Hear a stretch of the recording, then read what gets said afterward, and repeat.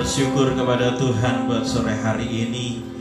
Kami bisa bersama-sama datang kepada Tuhan, menyembah Tuhan bersama-sama dengan umat-Mu yang ada di tempat ini maupun yang bersama-sama live stream di Facebook. Tuhan, kami percaya ada hadirat Tuhan yang menyertai kami, ada anugerah Tuhan yang menyelimuti kami, dan ada kemurahan Tuhan yang senantiasa baru bagi setiap kami ya Tuhan. Sore hari ini kami mengucap syukur kepada Tuhan untuk pemeliharaan-Mu bagi hidup kami. Di tengah-tengah kondisi yang tidak baik, kami memiliki Tuhan Yesus Kristus yang baik. Di tengah-tengah banyak orang sungguh-sungguh merindukan Tuhan, Engkau menyatakan kasih-Mu. Terima kasih Tuhan. Dan pemeliharaan Tuhan bagi hidup kami sampai hari ini sungguh luar biasa. Kami bersyukur ya Tuhan.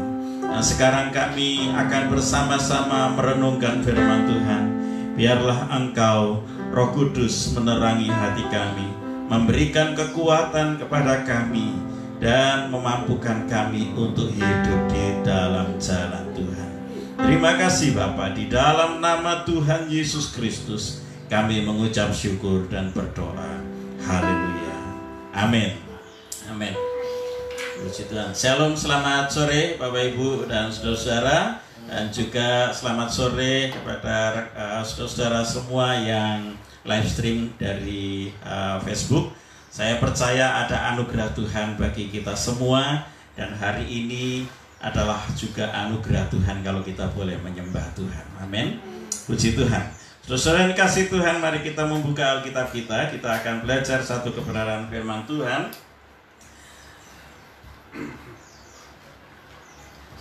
Saya mengajak kita untuk membuka Alkitab kita di dalam 2 Raja-Raja pasal yang keempat, ayat 1 sampai ayat yang ke-7. 2 Raja-Raja pasal yang keempat, ayat 1 sampai ayat yang ke-7. Haleluya. Saya akan bacakan untuk kita semua. Judulnya Minyak Seorang Janda. Salah seorang dari istri-istri para nabi mengadukan halnya kepada Elisa sambil berseru, "Hambamu suamiku sudah mati, dan engkau ini tahu bahwa hambamu itu takut akan Tuhan. Tetapi sekarang penagih hutang sudah datang untuk mengambil kedua orang anakku menjadi budaknya." Jawab Elisa kepadanya, "Apakah yang dapat kuperbuat bagimu? Beritahukanlah kepadaku apa-apa yang kau punya di rumah." Berkatalah perempuan itu, "Hambamu ini tidak punya sesuatu apapun di rumah kecuali sebuah buli-buli berisi minyak." Lalu berkatalah Elisa, "Pergilah, mintalah bejana-bejana dari luar, daripada segala tetanggamu, bejana-bejana kosong, tetapi jangan terlalu sedikit. Kemudian masuklah, tutuplah pintu sesudah engkau dan anak-anakmu masuk, lalu tuanglah minyak itu ke dalam segala bejana, mana yang penuh angkatlah."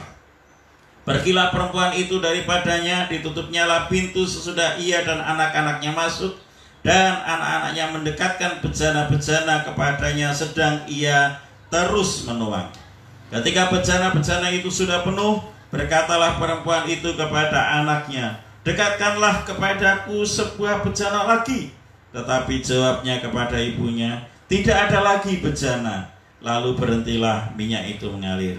Kemudian pergilah perempuan itu memberitahukan kepada abdi Allah, dan orang ini berkata, "Pergilah, jualah minyak itu, bayarlah hutangmu, dan hiduplah dari lebihnya engkau serta anak-anakmu." Puji Tuhan. Saudara yang kasih Tuhan, demikian firman Tuhan yang kita baca dan akan kita renungkan pada sore hari ini. Saudara, ini sebuah kisah di masa Perjanjian Lama, dan ini salah satu kisah favorit saya, saudara. Ya, semua kisah dalam Alkitab penting buat kita, tetapi kita biasanya memiliki kisah-kisah favorit di mana itu pas message-nya atau pesannya cocok buat kita atau tepat buat kita. Dan salah satunya kisah ini, saudara. Kita sudah membaca ceritanya, ada seorang istri nabi, salah seorang nabi, begitu ya. Tapi nabi ini sudah meninggal. Dan yang disampaikan oleh janda nabi ini kepada Nabi Elisa begini, saudara.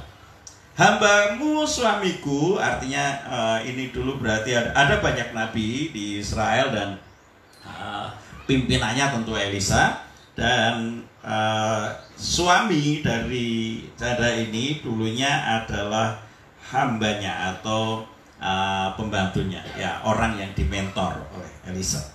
Dikatakan begini, hambamu suamiku sudah mati dan engkau tahu bahwa hambamu itu takut akan Tuhan. Saudara kasih Tuhan, ini sebuah pernyataan yang baik sekali buat kita, bahwa setiap orang harus menyelesaikan hidupnya dalam dalam posisi yang di hadapan Tuhan itu hidup takut akan Tuhan sampai mati, saudara ya. Jadi sampai akhir kita ini seharusnya dikenal bukan hanya oleh manusia tapi juga memang oleh Tuhan, bahwa kita ini hidup takut akan Tuhan. Itu penting ya, saudara ya. Dan Nabi ini juga bertindak demikian. Dia hidup takut akan Tuhan. Istrinya berkata begitu ya. Kalau istrinya berkata begitu, puji Tuhan, saudara ya. Karena istri yang tahu kan keadaan suaminya, betul ya, Mama ya. Iyalah, gitu ya.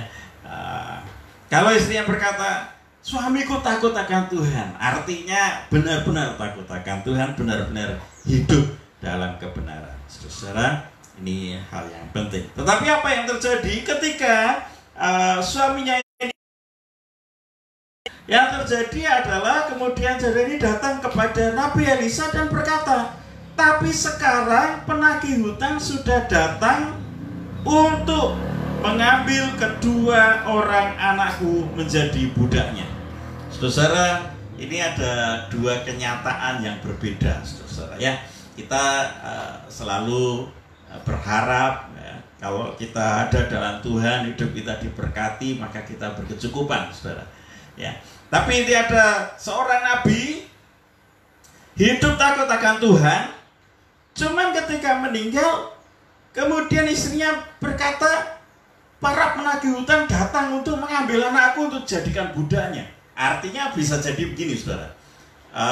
Selama hidup dari nabi ini, dia takut akan Tuhan, tapi hidup kekurangan, jadi terpaksa hutang gitu. Itu kemungkinan pertama. Atau kemungkinan kedua, selama suaminya hidup mereka lumayan lah, cukup begitu ya. Tapi kemudian karena suaminya meninggal dan kemudian tidak ada penghasilan, maka ibu ini terpaksa dalam memenuhi kehidupannya, dia berhutang. Sampai akhirnya yang memiutangi ini menyuruh para penagih untuk datang dan dia tidak bisa bayar.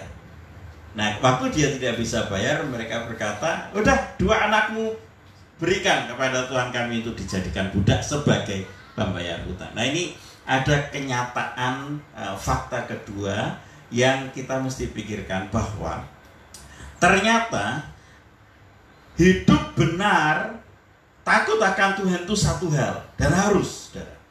Tapi itu tidak berarti selalu begini, orang yang hidupnya benar itu selalu kemudian juga tidak punya problem gitu ya. Orang yang hidupnya benar semuanya lancar, tidak selalu begitu, saudara, ternyata. Karena apa? Karena teks ini menunjukkan sebuah kisah di mana ada seorang nabi, ketika dia meninggal, istrinya berkata, para penagih hutang datang kepadaku. Artinya ada problem dalam hidupnya. Jadi dia hidup benar, tapi mungkin keuangannya nggak cukup. Dia hidup benar, tapi mungkin tidak ada penghasilan. Dia hidup benar, tapi ada problem yang dihadapi. Saya mau kita semua belajar dari hari ini, saudara, dari kisah ini. Yang pertama yang kita perlu pelajari adalah begini: menjadi orang percaya, menjadi orang yang hidup benar, saudara, tidak berarti hidup kita selalu lancar.